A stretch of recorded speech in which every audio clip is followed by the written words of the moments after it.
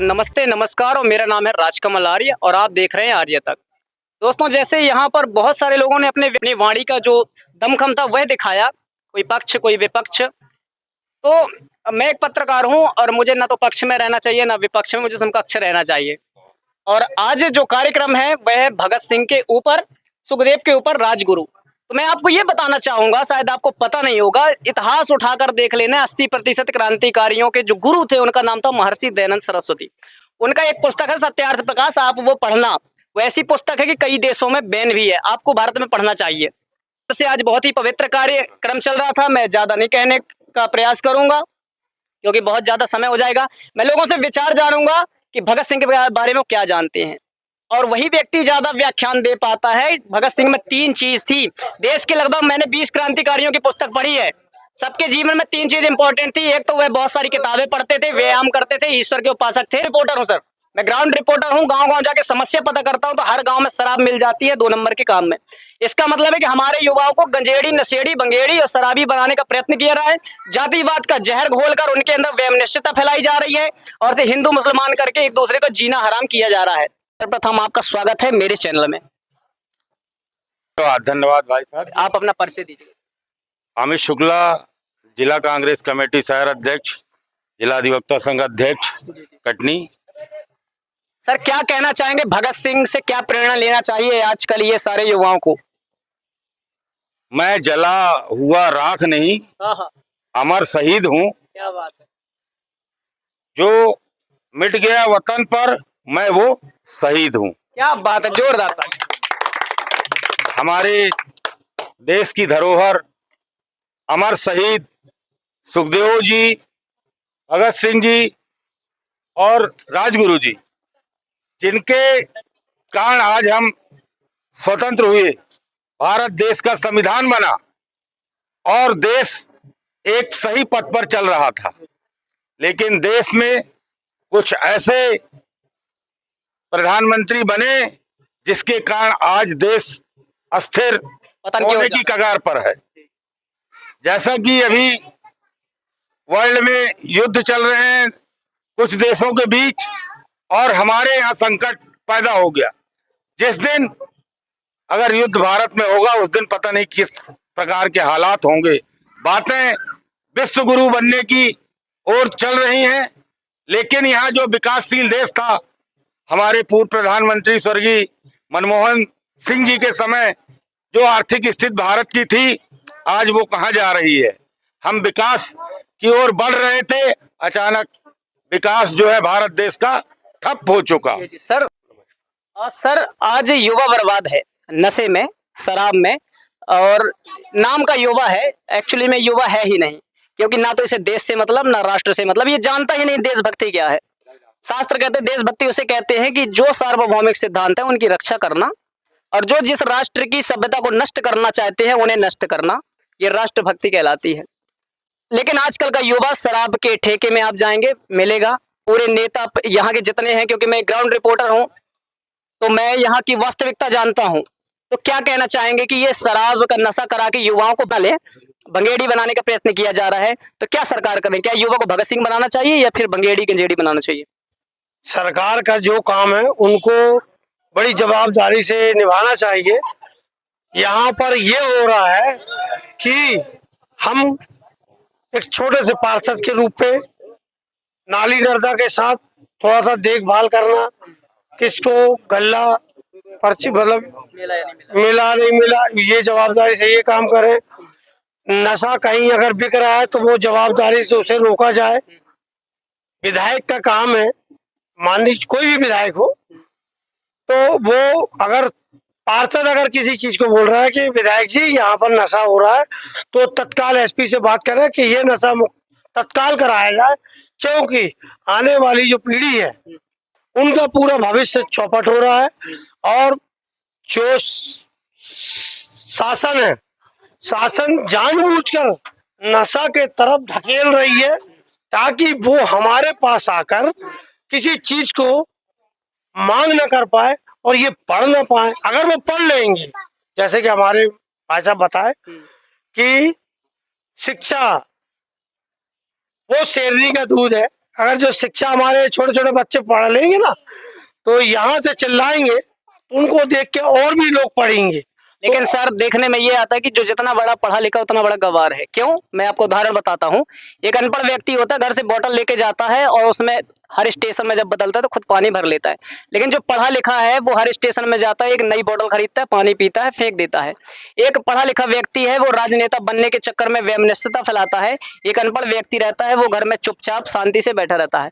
एक पढ़ा लिखा व्यक्ति है वो घर में शावर चालू करके हजारों लीटर पानी बर्बाद करता है। एक अनपढ़ व्यक्ति एक बाल्टी में नहा लेता है। तो क्या ऐसी शिक्षा की जरूरत है देश को?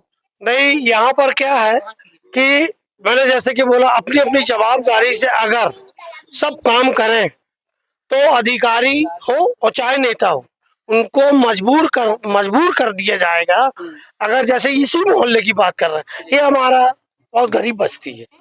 यहाँ पर पानी की ये स्थिति है कि मुश्किल से मुश्किल 10 मिनट 15 मिनट आप कितना पानी भरेंगे। और पहले पहले जो है इसमें जो नाली है ना, नाली में पाइप डले हुए हैं, यहाँ थोड़ा सा भी लीकेज हुआ तो पहले 5-10 मिनट तो पानी गंदा आएगा, कीड़े का, गंदगी का। और वो पानी जब बहाएंगे, बहाने के बाद 10 मिनट का पानी बह जाएगा। पार्षद कौन है जी अभी? ये सुनीता चौधरी है सर। किससे है? बीजेपी कांग्रेस? नहीं, कांग्रेस से है। अब उनका कोई पक्का नहीं कि वो कांग्रेस से कि बीजेपी से है। अच्छा, घोटाला टिकट तो हमारे कांग्रेस की थी। लेकिन मैं सभी से बोलता हूँ कि अगर पार्षद नहीं सुन रहा तो आप स्वयं हैं इतने मजबूत कि भाई मेरे को पता, मैं चलूंगा ना, बिल्कुल। आज मध्य प्रदेश में कटनी जिले में चक्रवर्ती ब्याज लग रहा है, बड़े शर्म की बात है। 2006-7 में हमारे इधर के जो महापौर थे और MIC सदस्य थे, इन्होंने मतलब कटनी में चक्रवर्ती ब्याज लगाया MIC के द्वारा। मैं तो उनको ही बोलता हूँ कि एक तो पानी तुम दे नहीं पाए और तुम्हारे ऊपर तो MIC जितने जो उस वक्त रहे उस समय पे, उनके ऊपर तो FIR दर्ज होना चाहिए। ये शहर को बसा नहीं रहे, ये शहर के लोगों को लुटा रहे। और जानने का प्रयत्न करेंगे। सर सर्वप्रथम आपका स्वागत है।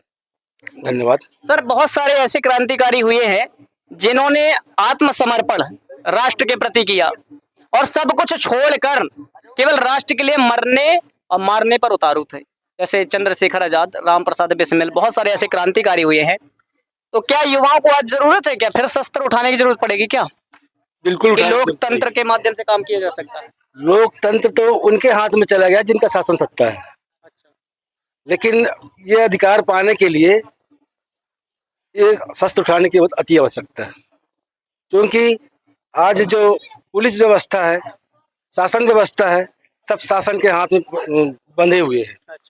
अब आज सीधे साधारण लोग को बिना किसी जुर्म किए पुलिस उठा के ले जाती है। तो शस्त्र उठाना चाहिए। बिल्कुल उठाना चाहिए। तो सर आपका लोकतंत्र पर विश्वास नहीं रहा क्या? लोकतंत्र पर है विश्वास, लेकिन इस प्रशासन पर विश्वास नहीं है। लोकतंत्र तो पूरे देश को चला रहा है। नहीं, जैसे कुछ मुद्दे आते हैं तो लोग संविधान की किताब लेकर खड़े हो जाते हैं, कहते हैं संविधान संविधान संविधान। ऐसा काम करेंगे तो संविधान के विरुद्ध नहीं होगा सर? संविधान के विरुद्ध, संविधान के नैतिकता को देखते हुए कि संविधान जो हमें अधिकार दिया है उस अधिकारों के तहत हम वो काम करेंगे। क्योंकि संविधान हमको ये भी सिखाता है कि यदि किसी को अनावश्यक जेल में ठूस दिया जाए, उसमें हमको बचाने के लिए हमको प्रयास करना पड़ेगा। हमारे बीच में एक युवा साथी है, मैं चाहूंगा कि वो भी कुछ भगत सिंह के बारे में कुछ विचार रखें। जी नमस्ते। नमस्ते। कुछ क्या कहना चाहेंगे भगत सिंह के बारे में?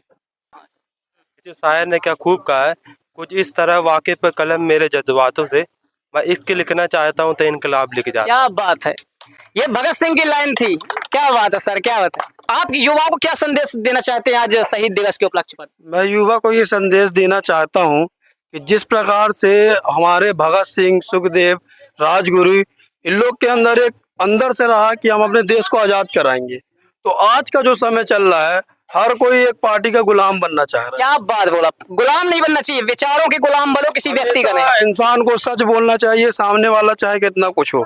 अगर आप सच बोलते रहेंगे तो काम होता रहेगा, और जिस दिन आप बोलना बंद कर देंगे उस दिन काम होना बंद हो जाएंगे।